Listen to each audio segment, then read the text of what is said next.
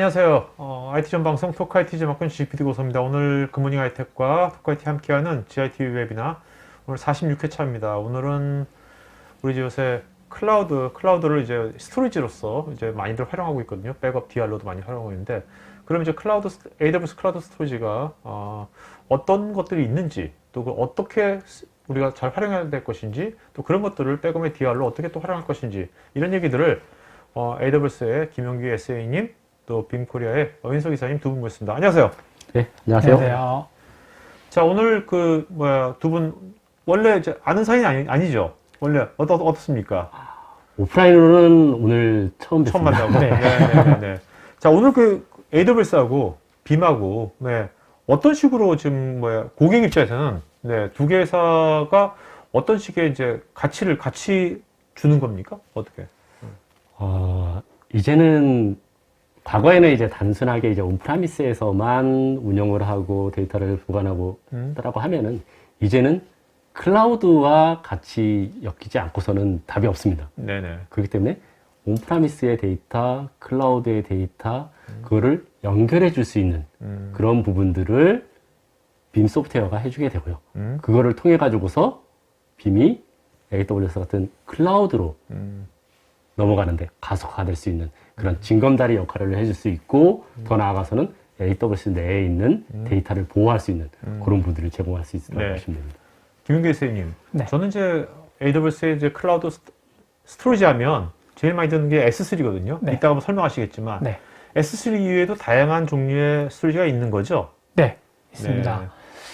거기에 대한 답변을 드리면, 네. 일단 EBS라고 하는 블록 스토리지, 또는 EFS라고 하는 NAS 같은 스토리지. 파일 스토리지. 네, 파일 스토리지. 여러 가지가 있거든요. 네.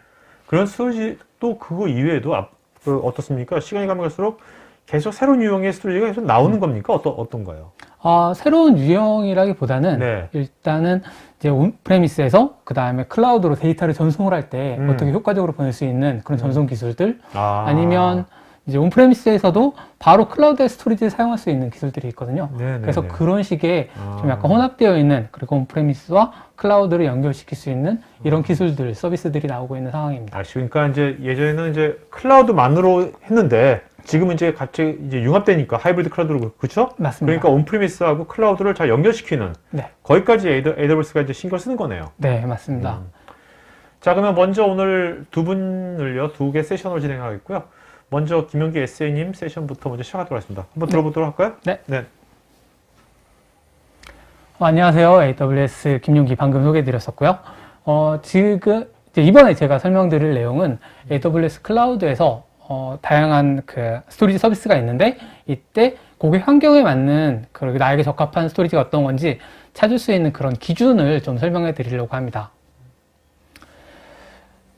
제가 한 5가지 정도의 질문지를 좀 만들어 봤어요. 자, 이 질문지는요, 네. 김용기 SA님이 그냥 임의로 만드신 거예요? 아니면 평소에 네. 필드에 나가시면 많이 듣는 질문이에요? 사실 가장 많이 받는 질문들을 좀 요약을 해놓은 거고요. 네네네. 네, 단순하게 어떤 한 분이나 제 머릿속에서만 나온 건 아니고요. 네네. 네, 제 머릿속에 있는 것도 결국은 질문을 받아봤기 때문에 나왔겠죠. 그러니까 시청자분들도 이 지금 5개 질문에 대해서 네. 다들 평소에 궁금한 게 많이 있겠네요. 우리 시청자들도 지금, 그죠? 네, 맞습니다. 실제 사용을 하시게 되면서부터 이제 첫 번째 질문부터 보시면, 결국 세이나 아이스카시 같이 이제 블록 스토리지들을 가장 많이 활용을 하고 계시잖아요.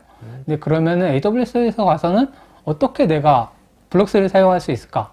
이런 질문을 주시고요. 두 번째는 이제 파일 공유를 위해서 윈도우즈 파일 서버를 많이 사용하고 계십니다.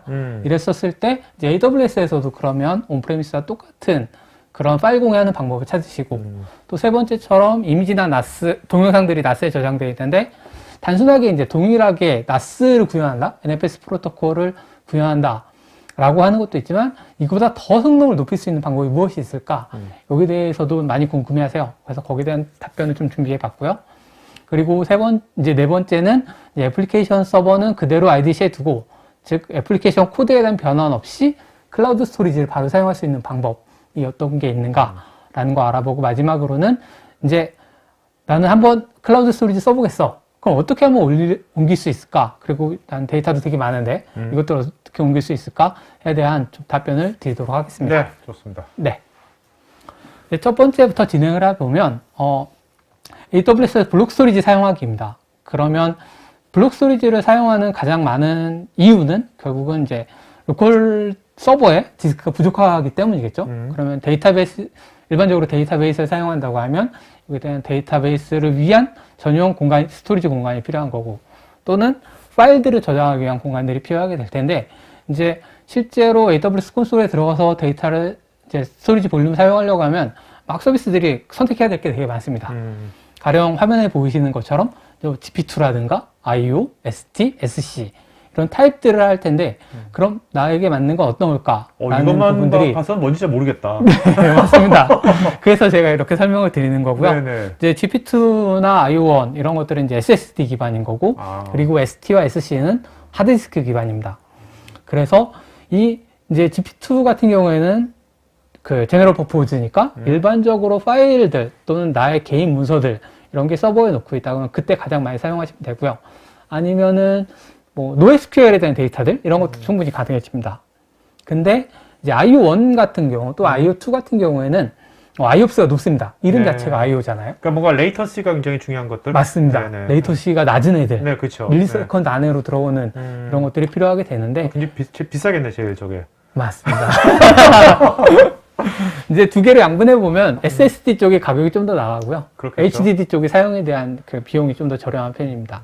근데 데이터베이스, 즉 멀티피성을 사용한다고 하면 이제 IO 쪽 시리즈를 사용하게 되고, 그리고 HDD 쪽은 아무래도 이제 그 플로터에서 이렇게 돌아가는 스피들 디스크가 돌아가는 거잖아요. 그래서 좀 대용량의 시퀀셜로 갈 수 있는 이런 대용량 동영상이라든가 이런 걸 할 때 ST1을 주로 사용을 하시고요.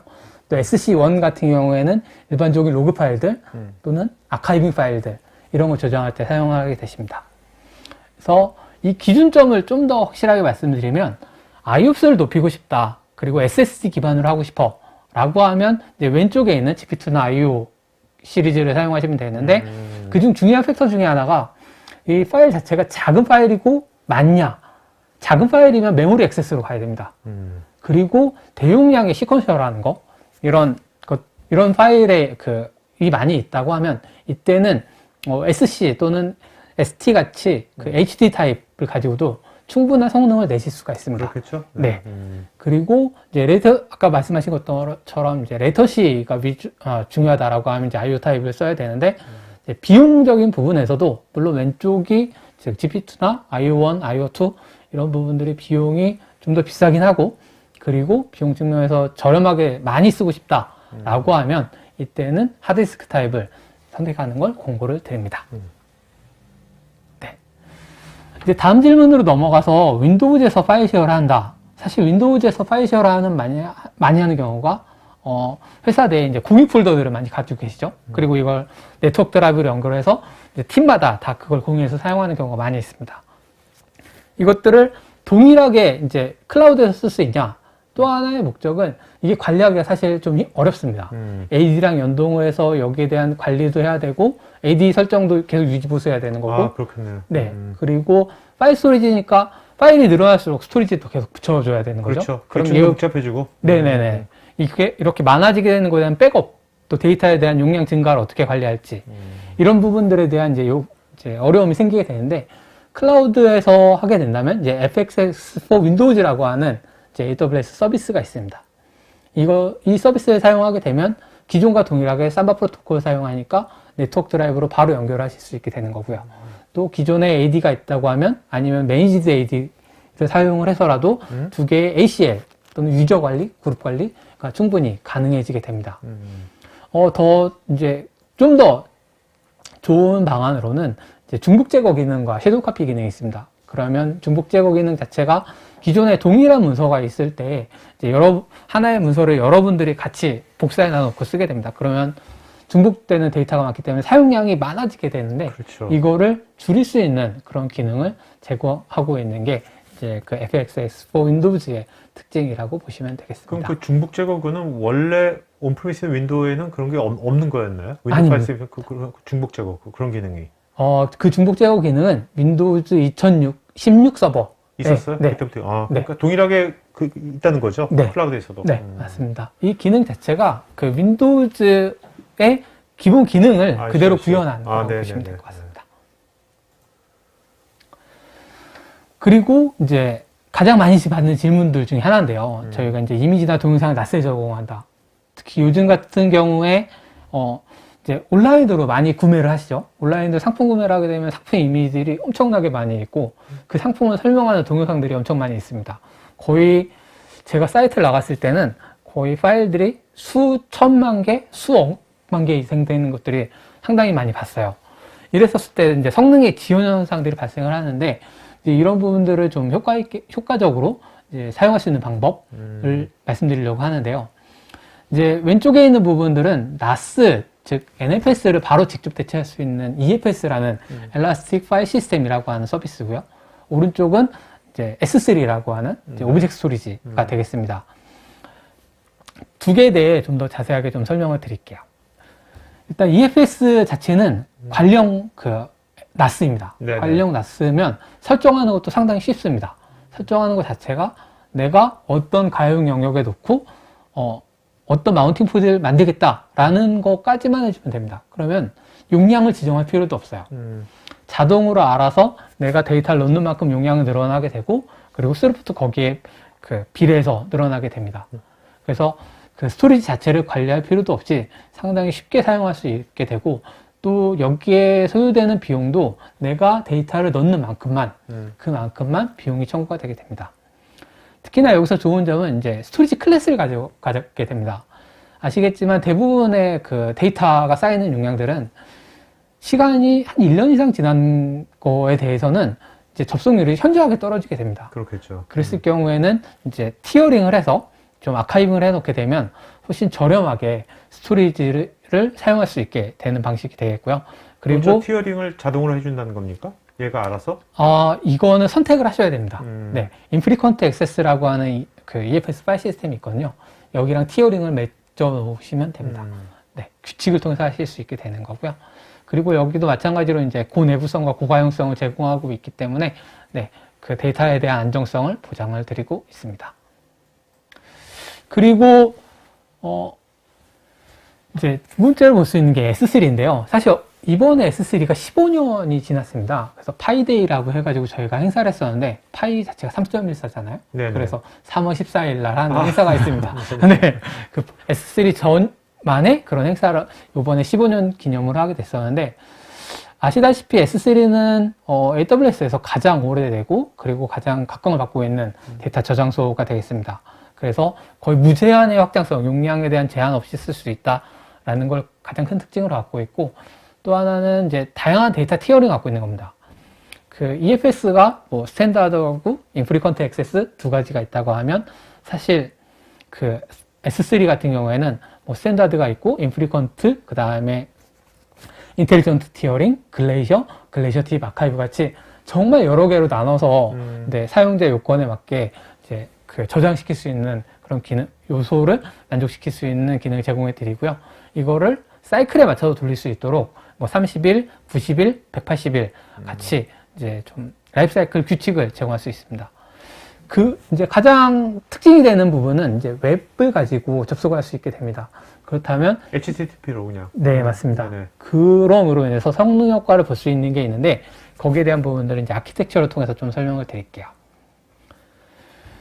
이제 성능에 대해 말씀드렸죠. 일반적으로 NAS에 데이터가 저장된다고 하면 이미지라든가 동영상이 이제 NAS의 어딘가에 저장이 되게 됩니다. 그러면 이걸 서빙을 할 때 보통 뭐 브라우저마다 또는 이제 핸드폰으로 본다 하면 해상도가 틀려져야 되는 상황이 있겠죠. 그럼 이 부분들을 WAS에서 이제 렌더링을 해가지고 웹을 통해서 보내주게 됩니다. 그럼 그 모든 동영상과 데이터, 그 이미지에 대한 부분들이 결국은 병목을 웹과 WAS가 가져갈 수밖에 없어요. 네, 그렇겠네요. 네. 이게 현재 이제 가장 많이 사용하고 있는 방식 중에 하나인데, 클라우드로 옮겨오시게 되면, 특히 S3로 옮겨가게 되면, 이런 저장 부분들에 대해서 S3 버킷에 넣어지게 됩니다. 그리고 렌더링 부분은 사실 람다에서도 해상도를 직접적으로 조절하실 수가 있어요. 그렇게 되면 그 모든 이미지나 이런 입출력들이 단순하게 웹을 통해서 가는 게 아니라 바로 S3에서 고객분들한테 또는 클라이언트에 직접 가게 되니까 데이터에 대한 분산이 훨씬 적어지게 됩니다. 네, 그래서 동시 접속에 대한 부분들을 줄일 수 있으니까 웹서버 자체도 줄일 수가 있게 되는 거고 네, 서비스에 대한 안정성도 가져갈 수 있게 되는 거죠. 이런 그 사례는 실제로도 그래서 이커머스 업체에서는 S3로 동영상 올리는 걸 상당히 많이 하고 계십니다. 그렇겠네요. 네. 이제 다음 부분을 볼 거는, 우리는 애플리케이션을 이제 수정하지 않고 그 클라우드의 스토리지를 사용하고 싶다. 제가 전에 설명을 드린 것처럼 스토리지에 대한 클라우드 스토리지는 무제한으로 쓸 수 있고, 그리고 내가 요청할 때마다 바로바로 갖다 쓸 수 있는 온디맨드의 특징을 갖고 있다고 하면 이제 아주 매력이 있죠. 근데 어플리케이션을 수정하기에는 너무 많은 시간이 들고 한다 라고 했었을 때는 클라우드를 바로 사용할 수 있는, 클라우드 스토리지를 바로 사용할 수 있는 그런 기능을 저희가 제공을 해드리고 있습니다. 그러니까 애플리케이션 그대로 온프레미스 쓰고 서버는 네. 그 데이터만 클라우드. 맞습니다. 그렇게 할 수 있는 게 이제 스토리지 게이트웨이라고 하는 이런 캐시 서버를 가지는 겁니다. 그러면 게이트웨이라는 게 의미하는 것처럼 클라우드 스토리지로 가는 통로라고 보시면 돼요. 그래서 온프레미스에 있는 서버들은 이제 게이트웨이를 직접 마운트하고, 그래서 게이트웨이에서 데이터를 가져오고 집어넣고 I/O를 입출력할 수 있기 때문에 기존 온프레미스에서 쓰는 것과 동일한 성능을 내면서 실제로 거기에 대한 데이터 저장 공간은 클라우드에 저장되는 이런 상황이라고 보시면 됩니다. 그러니까 한마디로 클라우드 디렉토리가 생기는 거네요. 그렇죠. 네. 네. 온프레미스 네. 보면. 이 부분을 좀 더 이제 자세하게 보면 크게 세 가지 용도로 사용하실 수 있습니다. 이 게이트웨이가 파일 게이트웨이, 그리고 볼륨 게이트웨이, 테이프 게이트웨이 세 가지가 있는데, 파일 게이트웨이는 NFS나 아니면은 삼바 프로토콜 두 개를 지원합니다. 그러면 결국 여러 대의 서버들이 하나의 파일 스토리지를 접근할 수 있는 그런 방법을 제공해 드리는 거고요. 그리고 또 하나는 볼륨 게이트웨이 방식이 되겠습니다. 파일 게이트웨이는 먼저 이제 백엔드 스토리지가 S3로 되게 되고요. 그리고 볼륨 게이트웨이는 이제 일반적으로 아시는 것처럼 하나의 서버가 하나의 볼륨을 마운트해서 쓸 수 있는 그런 자기만의 LUN을 가지는 것처럼 쓰기 때문에 아이스카시 방식과 유사하다고 보시면 되겠습니다. 그리고 테이프 게이트웨이는 이 부분은 정말 딱 VTL을 생각하시면 됩니다. 그 VTL처럼 로컬에다가 테이프가 있는 것처럼 가상 하드 위에 이제 테이프를 에뮬레이션 하는 것처럼 클라우드의 공간을 이제 테이프로 에뮬레이션 하면 된다라고 보시면 될 것 같습니다.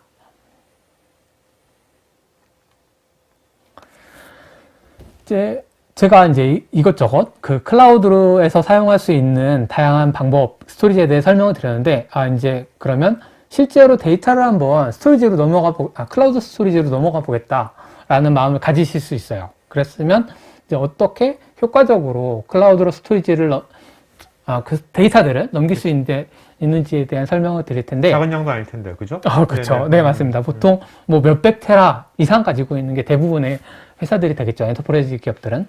이랬었을 때 크게 두 가지를 생각하실 수 있습니다. 첫 번째가 데이터 싱크라고 하는 이제 네트워크를 통해서 데이터를 옮기는 방법이 있겠고요.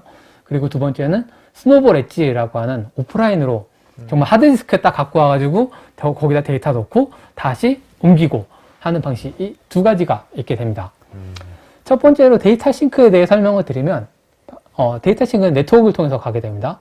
그리고 여기에 대한 네트워크를 통해서 보내기 위한 에이전트가 설치가 되어야 돼요. 이 에이전트는 VM 형태로 설치가 되고요. 이 에이전트를 통해서 이제 온프레미스에 뭐 NAS라든가 아니면은 오브젝트 스토리지 이런 게 있으면 이것들을 에이전트를 통해서 S3 또는 EFS, FSx 같은 지금까지 설명드렸던 다양한 AWS 클라우드 스토리지로 연결하실 수 있게 됩니다.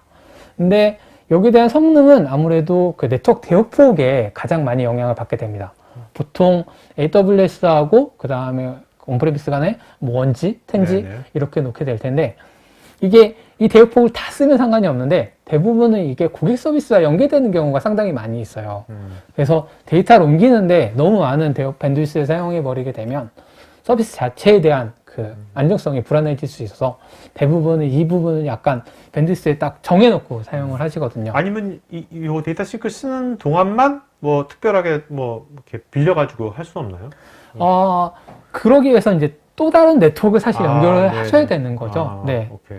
그러면 또 비용이 더 많이, 네트워크에 대한 비용이 추가가 되시는 거고요. 그래서 이런 부분들을 이제 방지하기 위해서 또는 이제 이거를 극복하기 위해서 사용하는 게 스노볼 엣지라고 보시면 됩니다. 스노볼 엣지는 방금 말씀드린 것처럼 화면에 보이시는 것처럼 저런 서버가 하나 있습니다. 그러면은 이제 서버를 IDC에 놓고 저기다가 데이터를 이제 S3 방식으로 AWS S3 싱크나 아니면 다양한 커맨드를 통해서 넘겨놓게 됩니다. 그렇게 되면 이제 그거를 다 넣게 되면 바로 이제 AWS의 그 데이터 센터로 넘어가게 되고 AWS 데이터 센터에 있는 엔지니어 분들이 S3로 데이터를 다시 올려주게 됩니다. 보통 그러면 이게 이 스노볼 쓰면 네. 한 얼마나 걸립니까? 기간이? 기간은 사실 스토리지 용량이 얼마냐에 따라 네네. 차이가 되고요. 또 하나의 그 리밋이 될 수 있는 건 그 NAS의 그 리드 퍼포먼스가 또 중요합니다. 그렇겠네요. 네. 그래서 뭐 보통은 200mbps, 100m, 200m, 400m까지 가는 걸 봤는데 성능이 낮고 또 작은 파일들이 많이 있다라고 하면 속도는 훨씬 떨어질 수 있습니다. 지금 우리나라에서 이 스노우웨이치하고 데이터 싱크하고 어떤 것이 또 고객이 더 선호를 하나요? 어떤 유형의 고객들이 어떤 걸 선호하는지. 일반적으로 그냥 그 전체 스토리지가 아니라 일부 스토리지, 일부 데이터만 옮긴다라고 하면 데이터 싱크를 많이 사용을 하시고요. 그리고 뭐 하나의 NAS 스토리지 전체를 넘길래 아니면 새로운 서비스를 하기 위해서 정말 뭐 몇백 테라가 넘어가야 돼 라고 하면 그때는 스노볼 엣지도 많이 고려하고 계십니다. 알겠습니다. 네.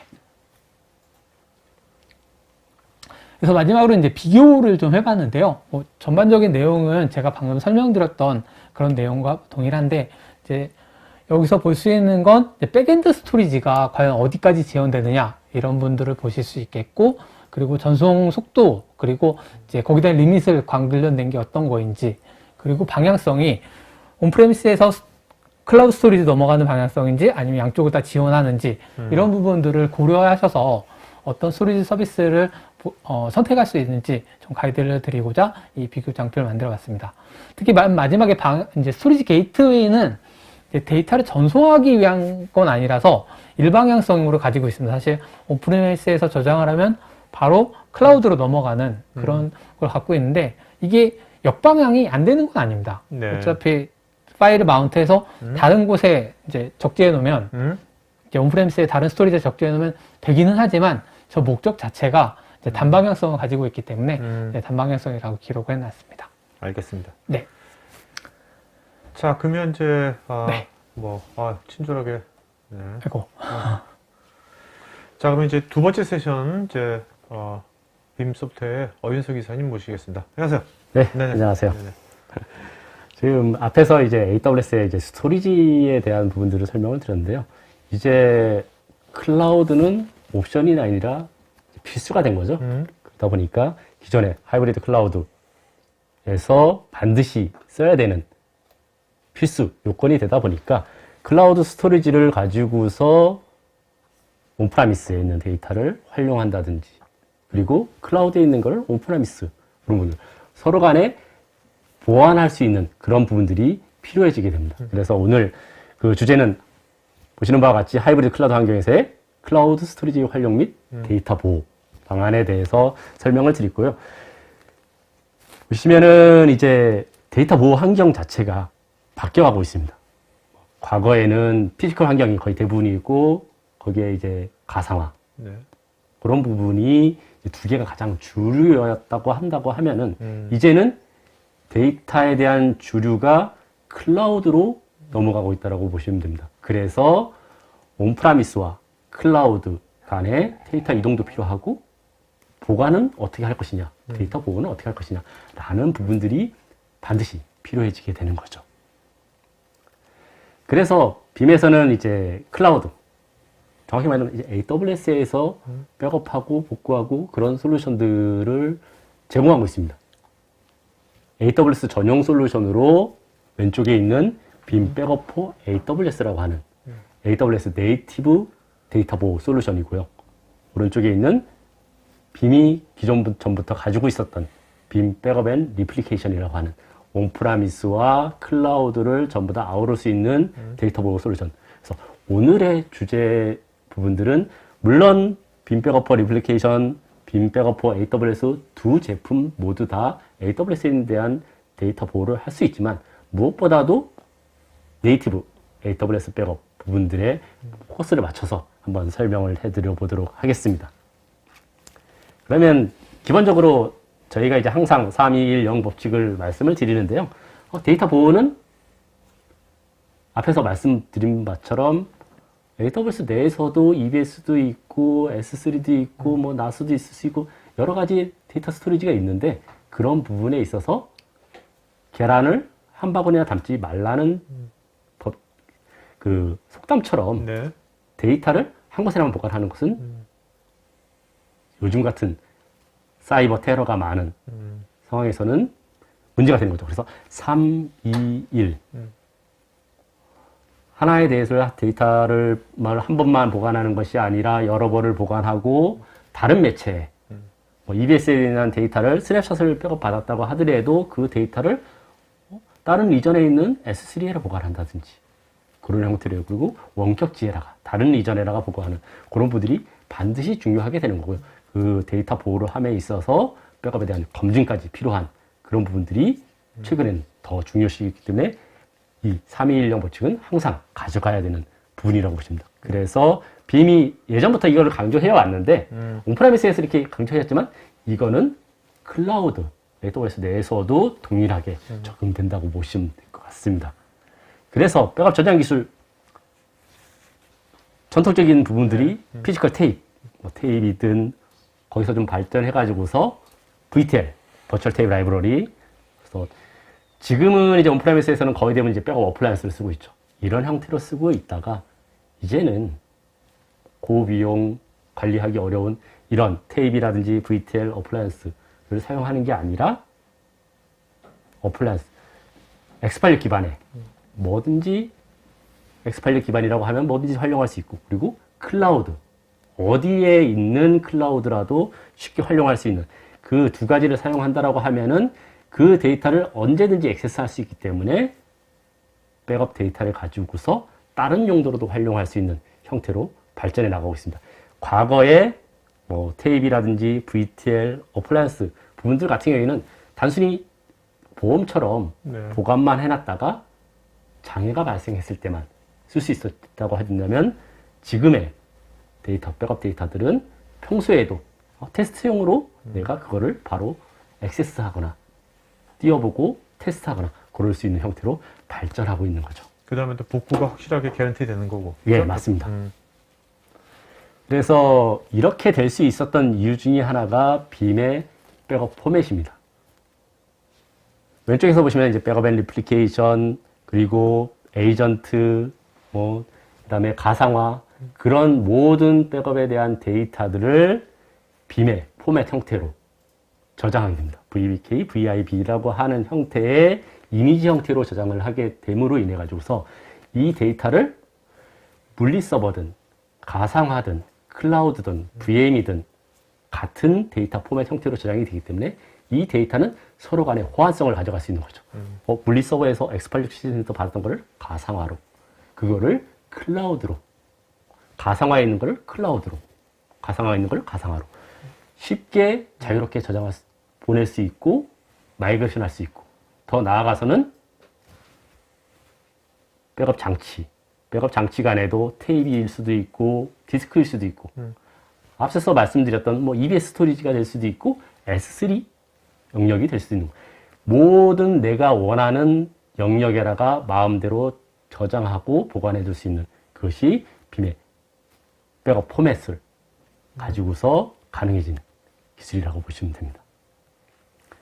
그래서 이렇게 쉽게 포맷 형태로 빔의 포맷 형태로 데이터를 저장해 놨기 때문에 문제가 생겼다라고 하면은 온프레미스 내라고 하면은 물리 서버든 가상화든 데이터를 같은 포맷으로 저장이 되어 있기 때문에 이 데이터가 문제가 생겼다라고 하면 백업본을 가지고서 복구를 하지 않습니다. 백업본을 가지고서 가상화해서 바로 서비스를 올려줄 수 있는 거죠. 그러면 X86 시스템이다. 뭐 윈도우든 리눅스든 그 부분을 가상화해서 그냥 백업본을 가지고 서비스를 몇 분 내에 바로 서비스를 할 수 있는 거죠. 그렇게 할 수 있는 기술을 통해 가지고서 복구도 되겠지만 서비스를 연속할 수 있는 테스트. 요즘에 이제 뭐 윈도우들 같은 경우에는 이제 패치 보안 업데이트 계속 이루어지고 그 다음에 랜섬웨어 같은 공격들이 많이 들어오면은 실제로 이 시스템이 이상한데 어제 백업받은 본, 그제 백업받은 본이 제대로 동작을 하는 건지 검증할 수도 싶은 고객의 마음이 있을 수 있습니다. 그러면은 백업본을 가지고서 모든 네트워크를 차단한 상태에서 서비스를 올려서 확인해 볼 수 있는 거죠. 이런 부분들까지도 활용할 수 있는. 그래서 보안적인 부분, 그다음에 복구하기 전에 이것이 무결한지, 데이터가 무결한지까지 체크할 수 있는 그런 것도 활용할 수가 있습니다. 그래서 앞에서 설명드린 부분이 이 부분입니다. 물리 서버든 VM이든 클라우드 VM이든 아니면 DR이나 마이그레이션 데이터든 이거를 VM웨어, vSphere라든지 하이퍼V 환경 어떤 것이라도 있으면은 백업본을 가지고서 바로 서비스를 올려볼 수 있는 거죠. 이거를 활용할 수 있는 부분들은 백업 데이터에 대한 검증도 있을 수 있겠고 어제 백업받은 여러 개의 VM들을 가지고 아니면 물리 서버를 가지고서 교육용 신입사원이 들어왔다라 그러면 신입사원한테 시스템을 맡길 수는 없죠.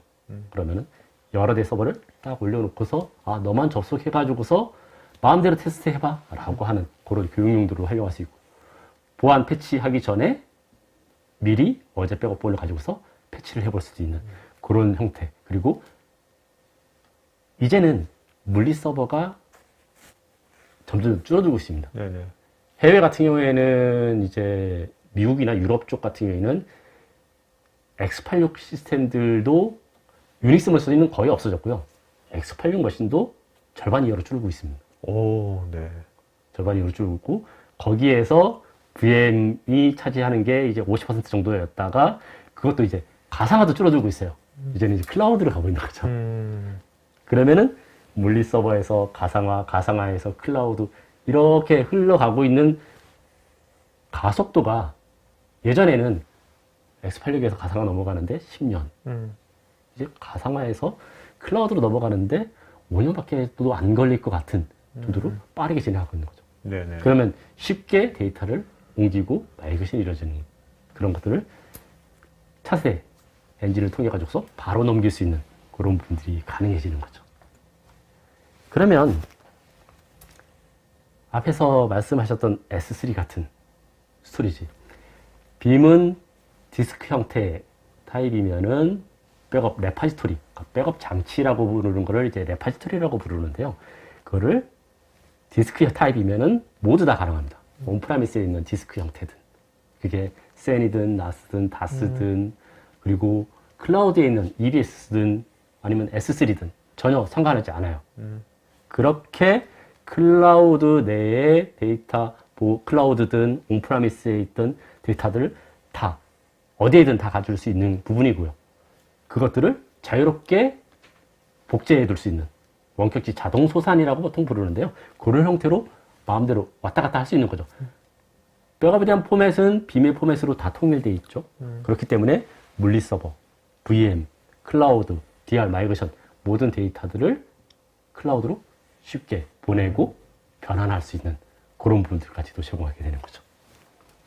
그러니까 동일한 포맷으로 한다는 것이 이런 것을 다 가능케 해주는 가장 원천이네요. 네, 맞습니다. 이렇게 될 수 있는 부분들은 빔이 유일한 기술을 가지고 있다고 보시면 됩니다. 그래서 온프라미스에서 이제 클라우드로 넘어간다고 하면 클라우드에서의 핵심, 빔의 핵심은 무엇인가 라고 보시면 빔이 항상 강조했던 게 심플하고 편해야 된다. AWS, 클라우드에서도 마찬가지입니다. 쉽고 단순하게 백업하고 복구하고 DR까지 구현할 수 있어야 된다라는 게 가장 큰 핵심 부분입니다. 내가 AWS 엔지니어든 아니면 운영하시는 분이라고 하면은 기본적인 AWS 인프라에 대해서는 잘 알 수 있겠지만 데이터 보호 부분, 그 다음에 백업 복구, 그 다음에 DR 그런 부분들까지 알기는 어렵습니다.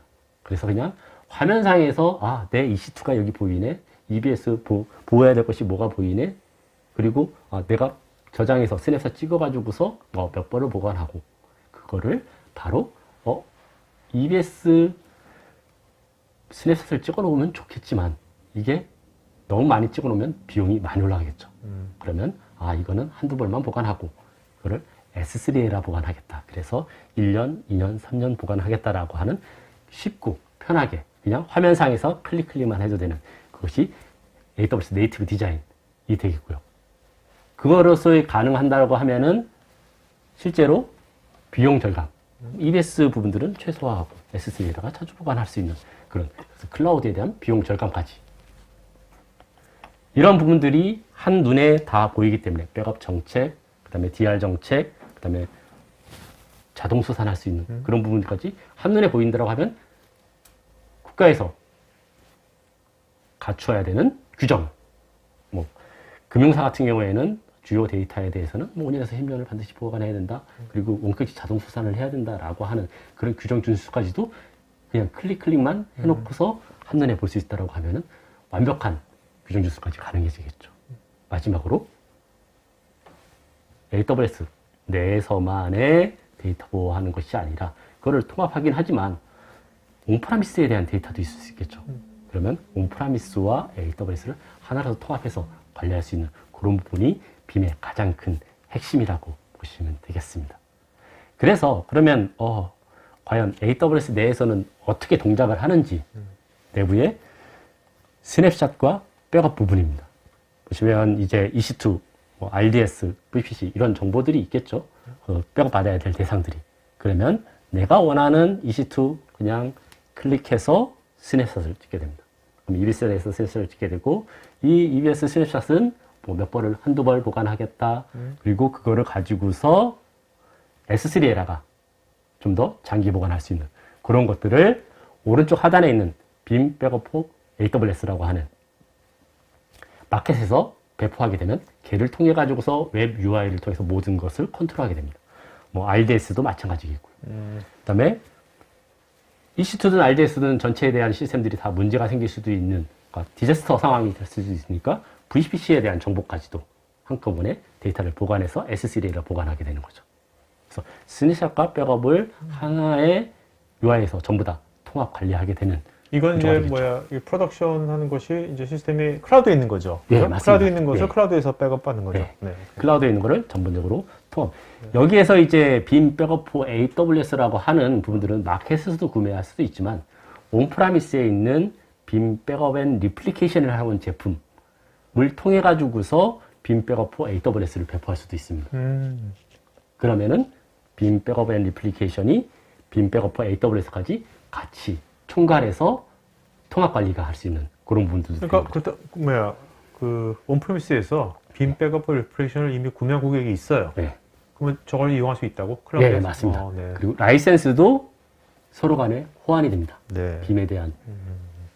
그래서 온프라미스에서 이제 뭐 1000대를 사용하고 있었다. 근데 온프라미스는 점점 줄어들 거잖아요. 네, 그렇죠. 그러면 지금 현재는 1000대를 쓰고 있다가 네네. 800대만 쓰고 200대는 클라우드로 해서 200대를 할 수 있는 그런 것들도 가능하게 되는 거죠. 그리고 단순하게 스냅샷과 백업만 하는 것이 아니라 내부에서 그 스냅샷을 찍어가지고서 리플리카, 복제까지도 하나의 UI에서 컨트롤이 되는 거죠. 스냅샷, 백업, 복제까지 하나에서 컨트롤할 수 있는 이런 부분까지 제공하게 되는 거죠. 그러면 단순하게 다 백업은 어떻게든 받습니다.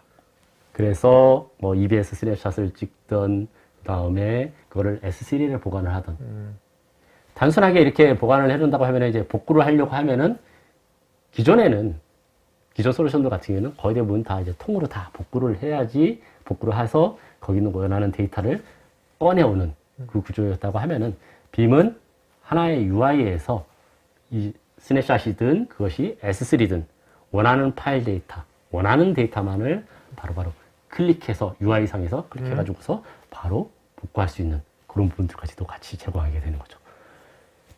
디자스터 상황에서는 S3에서 VPC에 대한 정보를 다이렉트리 스토어해가지고 바로 서비스를 살 수 있는 그런 부분들도 제공하게 되겠죠.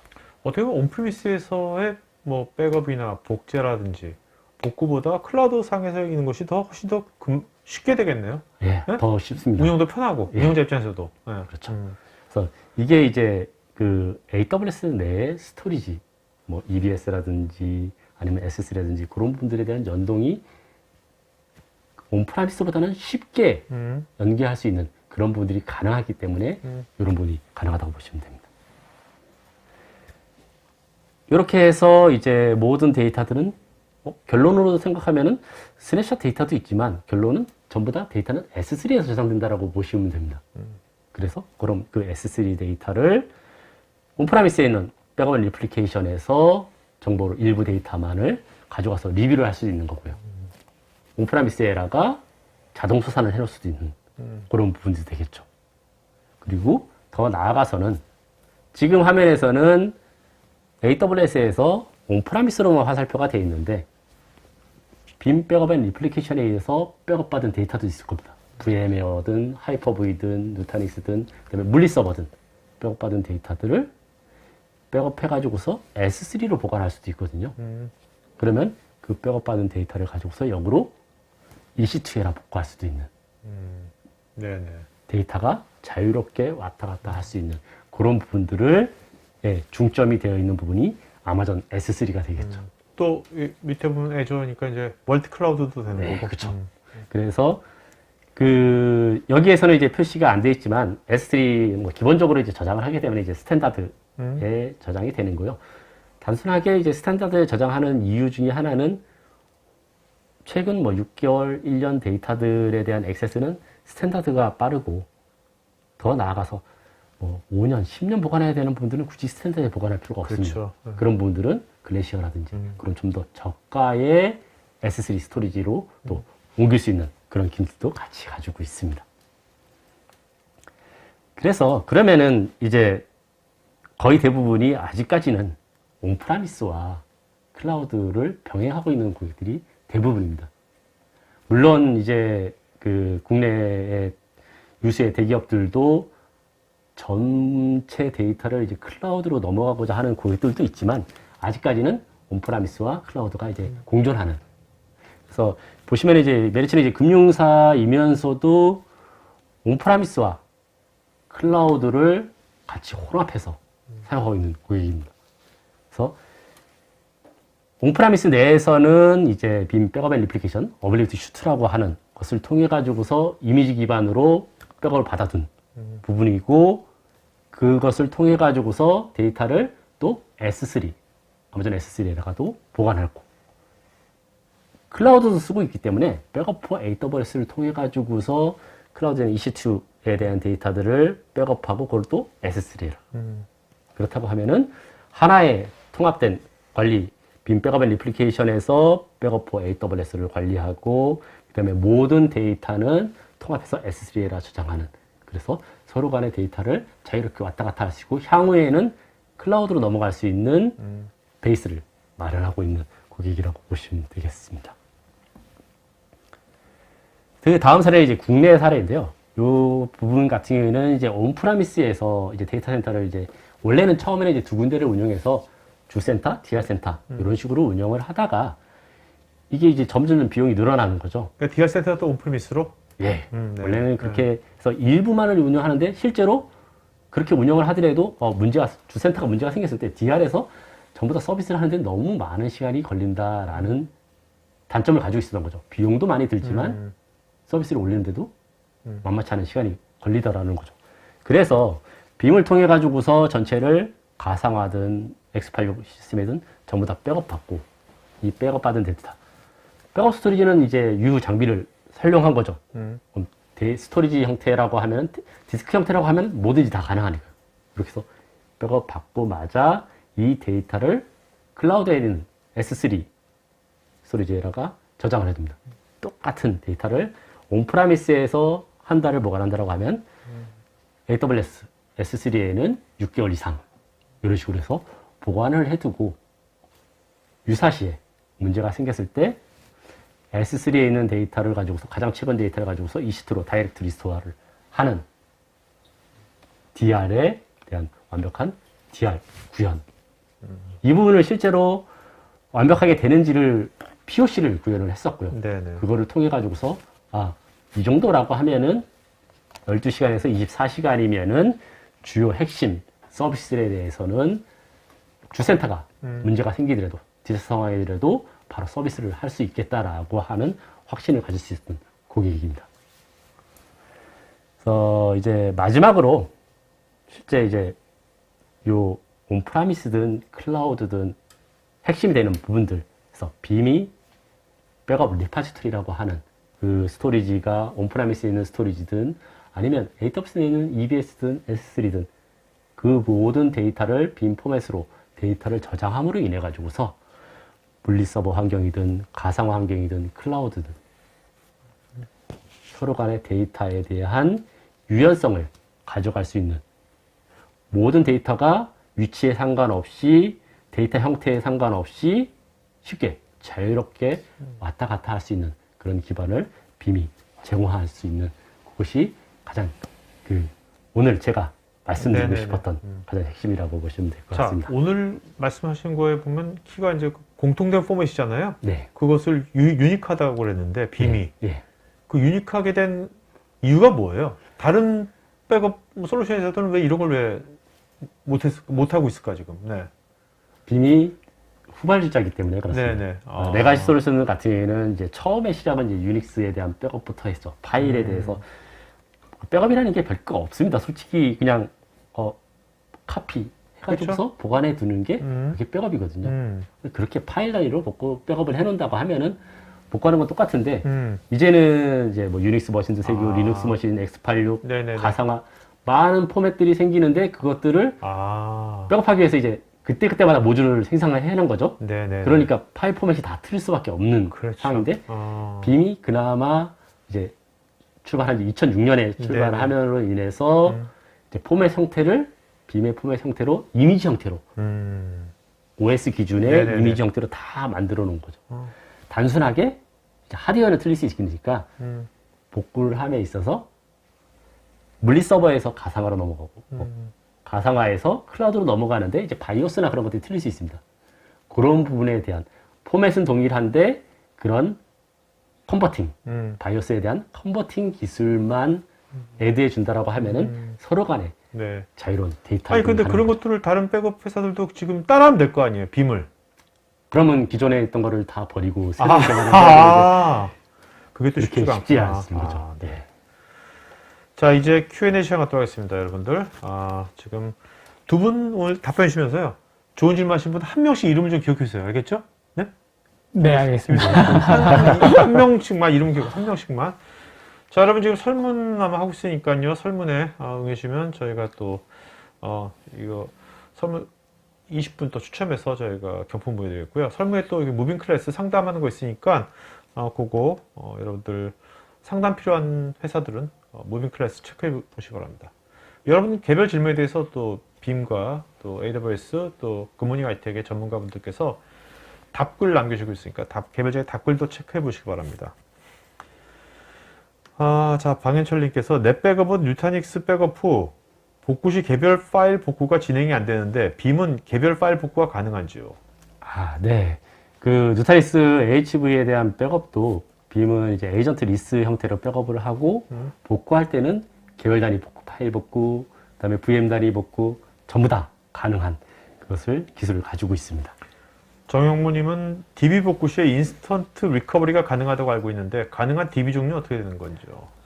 인스턴트 리커버리 기능 같은 경우는 이제 MSSQL과 오라클을 기본적으로 제공하게 되고요. 네. 그 빔은 기본적으로 이제 인스턴스 리커버리에 대해서 물리 서버와 가상화를 에 대한 VM들을 전부 다 가능합니다. 그래서 네네. 뭐 MySQL이나 포스트그레스라고 하더라도 인스턴스 VM 리커버리를 통해 가지고서 VM 형태로 띄워준다고 하면 그 데이터도 바로 액세스할 수 있겠죠. 기본적으로는 MS SQL과 오라클이 네. 이제 DB에 대한 인스턴스 리커버리입니다. 김명환님, AWS의 블록 스토리지는 인스턴스별로 적용이 됩니까? 아니면 볼륨별로 적용이 됩니까? 저 부분은 사실 둘 다에 대한 부분이 있습니다. 그래서 네네. 보통 GP2 같은 경우가 이제 볼륨 단위로 하면 16,000 IOPS 그리고 인스턴스로 하게 되면 26,000 IOPS라는 식으로 두 개 다 적용이 된다고 보시면 될 것 같습니다. 자, 이영준님께서는 이분께서는 이제 AWS AI 서비스를 사용할 때 자료의 게더링은 온프리미스에서 이루어지는데 이에 학습을 위해서는 무조건 클라우드 스토리지를 업로드해야 되는데 만약 스토리지 게이트웨이를 사용한다면 S3를 사용하지 않고서 학습이 가능해질까요?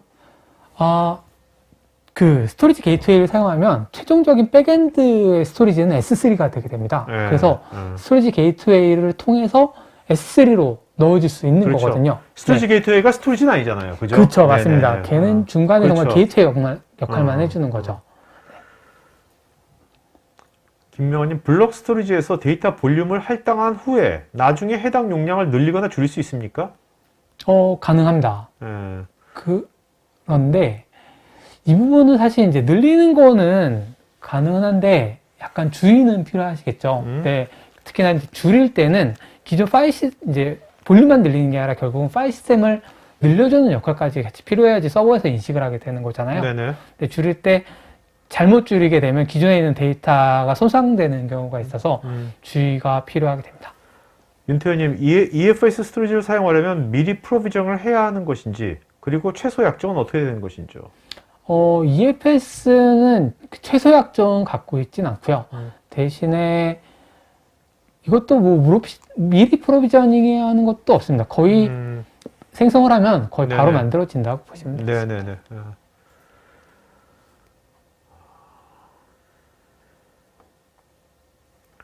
이용구님은 온프리미스 데이터 센터에서 AWS 백업을 위해서 어떤 회선을 제안하시는지요? DX 아니면 IPsec, VPN? 이 부분은 사실 이제 금액하고도 관계가 되어 있고, 네. 그러니까 투자돼야 되는 비용도 관계가 되어 있는 네. 거고, 일반적으로 이제 VPN을 많이 사용을 하고 계시고요. 근데 결국 VPN이라는 게 인터넷망을 통해서 올라가게 되는 거잖아요. 그러다 보니까 속도에 대한 안정성이 약간 불규칙적일 수 있습니다. 그래서 이거를 좀 더 안정적으로 해야겠다라고 하면 그 DX라고 하는 다이렉트 커넥을 사용하는 걸 권고를 드리고, 그리고 일시적으로만 사용하고 그렇게 이제 그 레이턴시가 많이 출렁거리는 거에 대한 디펜던시가 좀 적다라고 하면 VPN 쓰는 걸 권고를 드리게 됩니다. 김명환님, 금융권에서는 아직도 컴플라이언스 때문에 테이프를 사용하는데요. 금융권에서 LTO6 테이프에 암호화된 웜 형식으로 아카이빙하는 방식을 선호하는데 빔 또는 AWS에서도 테이프를 사용할 수 있는 환경을 제공해 주시는지요? 아니면 고비용의 디스크 투 디스크 투 테이프를 사용해야 하는지요? 요 부분을 이제 정확하게 말씀드리면 이제 그 금감원 권고사항에 따르면은 반드시 LTO 테이프를 사용해야 된다는 조건은 없습니다. 네네. 요건은 원격지에 소산을 해야 되는 부분들이 반드시 필요한 부분이고요. 그래서 이제 뭐 AWS의 S3를 사용해서 보관을 해주셔도 그 요건에 맞게 되는 거고요. 뭐 그 외에 이제 반드시 테이프를 쓰셔야겠다. 기존에 장비가 있다라고 한다라고 하면 그 온프레미스 환경에서 테이프 장비를 붙여서 사용하실 수도 있습니다. 방현철님, 빔 AWS 저장소는 S3만 가능한 것인지요? 아니면 EBS, EFS 인스턴스도 다 가능한 것인지요? 그 저장소는 이제 S3 부분들 많이 말씀드렸던 이유는 S3가 저렴하고 경제성이 그렇죠. 그렇기 때문이지만 뭐 EBS든 EFS든 앞서 말씀드렸던 것처럼 스토리지 형태라고 하면은 모두 다 가능하다고 보시면 됩니다. 정형모님, 에이전트 리스 방식으로 VM 백업 시 개별 파일 복구가 가능한지요? 예, 에이전트 리스든 에이전트든 모두 다 백업 받는 것을 복구할 때는 파일 단위 복구가 다 가능합니다. 그리고 요거는 오늘 말씀하신 지금 어디서 말씀하신 그런 기능이나 피처들이 AWS가 아니라 애저를 써 우리가 메인 클라우드 애저야. 그래도 다 동일하게 다 어느 정도 되는 겁니까? 오늘 피처들은 다? 저희가 이제 그 메인 제품은 빔 백업 앤 리플리케이션 제품이 있는 거고요. 네네. 온프라미스와 클라우드를 같이 오케이. 커버할 수 있는. 그리고 이제 AWS용이 있고 애저용이 있고 구글 클라우드용이 따로 있습니다. 자, 정지희님께서 빔 백업으로 데이터베이스 VPC 복구 시간은 얼마나 소요되고 백업 비용은 백업 전에 예측하고 수행할 수 있는지 문의드립니다. 그 VPC 복구 시간은 실제적으로는 얼마 안 걸리고요. 데이터베이스라든지 EC2에 대해서 복구를 할 때 그거를 이제 스냅샷에서 복구를 하느냐, 스냅샷에서 복구한다는 거는 이제 바로 거의 뭐 수초에서 수분밖에 안 걸리는 거고요. 만약 S3 영역에서 복구한다라고 하면은 이제 이 데이터가 뭐 어떤 S3 영역에 있느냐에 따라서 그렇죠. S3도 다양한 종류가 있으니까. 네, 맞습니다. 그래서 뭐 스탠다드라고 하면은 간단하게 이제 한 뭐 제가 테스트 환경에서 했을 때 한 60메가 바이트 퍼 섹 정도가 나왔습니다. 네. 김명환님, AWS 블록 스토리지에서는 여러 인스턴스가 동일한 블록 스토리지 볼륨에 대한 액세스를 위해 경쟁할 때 흔히 발생하는 경합 이슈에 대해서 이를 방지하기 위한 메커니즘이 있는지요? 네, 있습니다. 사실 저 기능이 나온 지 얼마 안 된 기능이거든요. 네. 그러니까 하나의 볼륨에 대해서 여러 개의 인스턴스가 쓰는 건 결국 멀티 어태치 기능, EBS 멀티 어태치 기능인데 이게 작년에 나왔던 걸로 제가 기억을 하고 있고요. 그런데 사실 저거를 결국은 이제 저 부분을 해소하기 위해서는 락 관리가 되어야 됩니다. 볼륨에 대한 락 관리가 되어야 되는데 이거는 클러스터 솔루션에서 보통은 제공을 하고 있습니다. 그래서 그 리눅스든 아니면 윈도우즈든 관련된 클러스터 솔루션에서 해당 볼륨에 대한 락을 관리하는 기능을 가지고 저 메커니즘을 이룩하고 있고요. 또 AWS 자체에서도 사실 이제 IO 펜싱 같은 기능들이 최근에 출시되려고 이제 준비 중인 것들이 있습니다. 네. 그래서 그게 된다고 하면 하나의 볼륨을 사용하지 못하게 리드온리로 바꾼다든가 하는 부분들이 어느 정도는 가능해질 것 같습니다. 전용님, 네, 관리 및 운영을 위한 자동화 방안은 별도로 없는지요? 모든 것을 운영자가 수동으로 하면 번거로울 것 같아서요. 관리 및 운영을 위한 자동화 부분들 같은 경우에는 이제 빔 솔루션 같은 경우에는 이제 백업, 복제, 그다음에 뭐 자동 수산 이런 부분들을 정책을 정해놓으면 알아서 동작을 하게 하는 그런 형태로 되기 때문에 뭐 사용자가 평소에 뭐 수동으로 뭘 한 거나 그런 것들은 거의 없다라고 보시면 됩니다. 박희준님, 기존 솔루션의 경우 백업 복제를 위해 별도의 솔루션을 구성하고 있는데 빔의 경우는 단일 솔루션으로 구성되어 있는 것 같습니다. 에이전트 없이 가상 환경에서 백업과 복제가 동시에 가능한 것인지요? 네, 이거는 이제 온프라미스 환경 부분을 말씀하시는 것 같은데요. 그 제품명이 이제 빔 백업 앤 리플리케이션이라고 말씀을 드렸을 그 이름에서처럼 백업과 복제를 하나의 솔루션, 라이센스도 하나만을 통해 가지고서 백업도 받으실 수 있고 네. 복제도 하실 수 있고 자동 수산 그리고 클라우드로 보내는 이런 것들을 하나의 솔루션에서 다 가능하시다고 보시면 됩니다. 네네네. 이영주님, 온프리미스에 작동하는 애플리케이션은 모두 온프리미스상의 스토리지를 사용하고 있고 어떤 경우는 코드에 하드 코딩까지 들어가 있는데 이럴 때 클라우드 스토리지를 옮기게 되면 이들 애플리케이션의 대대적 변경이 일어날 수도 있지 않을까요? 그럴 수 있습니다. 사실 이런 이제 어플리케이션 결국은 최종적으로 우리가 IT 장비를 쓴다는 거는 서비스를 위한 부분인 거잖아요. 그렇죠. 근데 서비스를 이루어지게 하는 건 결국 어플리케이션이고 어플리케이션의 밑바탕이 되는 게 이제 인프라에 대한 게 됩니다. 그래서 뭐 아주 코딩에 대한 변경 없이 쓸 수 있냐라고 하면 최대는 뭐 IP를 코드에 안 넣고 DNS 네임을 쓰고 뭐 아니면은 뭐 레디스라든가 이런 쪽을 통해서 DB에 대한 디펜던시를 좀 줄이고 네. 하는 방법론이 어떻게 적용되어 있느냐에 따라서 사실 저 부분들은 상당히 차이가 많이 날 수 있을 것 같습니다. 네. 자, 김홍준님, OLTP 데이터를 AWS 이전한 사례도 있는지요? 제가 답변을 드리면 저 부분들은 DB를 이전한 사례는 상당히 많이 OLTP성도 역시 마찬가지로 이제 레디스 갑자기 제가 기억이 안 나는데 관련된 서비스를 하고 있는 이렇게 레드시프트 같은 솔루션 서비스 뭐 이런 걸 가지고도 할 수 있을 것 같고요.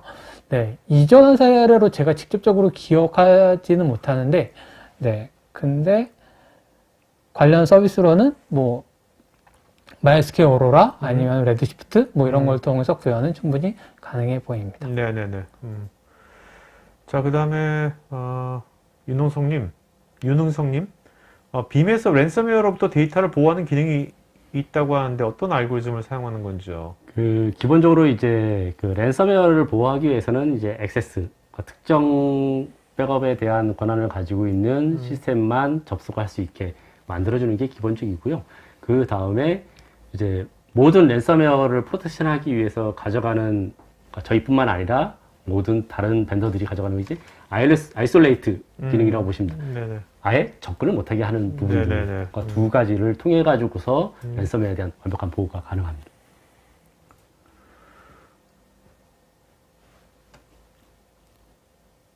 자, 그 곽휘령님, 그 추가적인 라이센스 또는 구성 없이 가상환경 간 복제 구성을 지원하기 때문에 빔 단일 솔루션으로 백업 및 복제를 할 수 있다라고 하셨는데, 즉각 복구는 물리 서버와 가상 머신을 수분 내로 복구해서 비즈니스 연속성을 높일 수 있습니다 라고 하셨는데, 즉각 복구되어 서비스되어 있는 곳은 로컬의 빔인지 아니면 백업 데이터가 있는 클라우드인지요?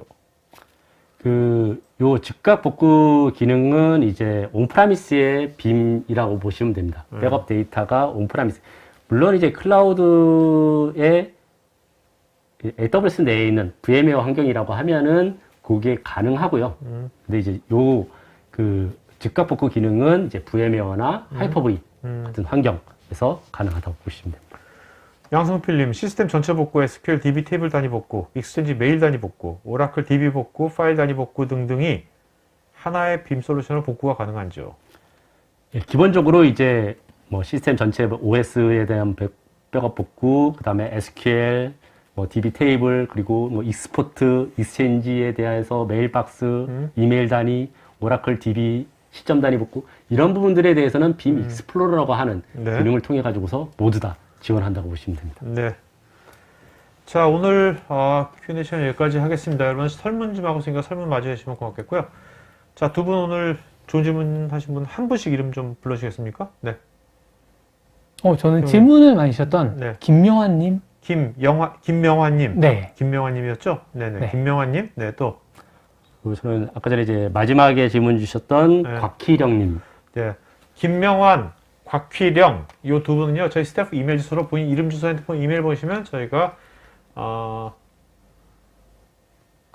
피자 세트 보내드리겠습니다. 여러분, 그 다음에 설문 여러분 할 때 경품도 있으니까 해주시고요.